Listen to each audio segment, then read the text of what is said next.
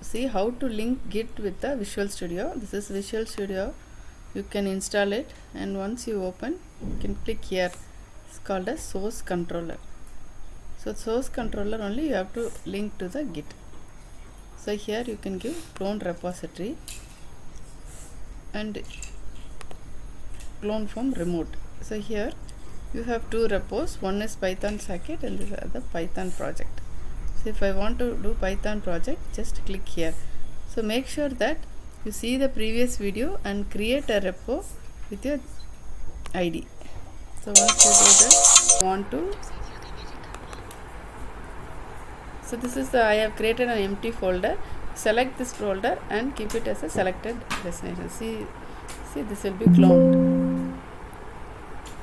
So would you like to open the clone repository? Open.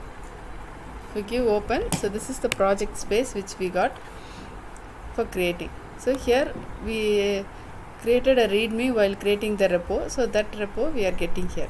So this is an empty project. Now we can start doing projects here. So you can go to the terminal, new terminal. So this is the terminal. You can see the branch. So it is main. So you can check out any branch from here and you can do it. The only readme file will be there. So as you see, only readme file. So this is how you link Visual Studio and Git. First you see the previous video to create the Git. If you create the Git, you will have github.com. So in github.com you have to log in and you have to create a repo. So that is the first step. You can see the previous video. Then you have to install Visual Studio and click here, source control. You have already mapped.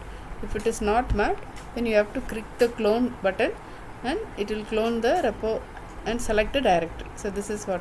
So if you see here, you can see that it is in the main branch. So you can go to terminal, new terminal, you will get this window. In this window, see it will all automatically set the path. You can give all the git commands, git branch, git remote -v. So all the commands separately we can see. So git remote -v is the repo which we have created. So all the fetch, push, pull, all the operations will be done on this. So other videos we can check these operations, how it works.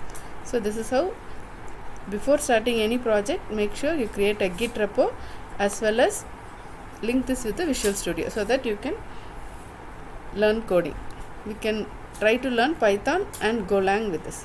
Thank you.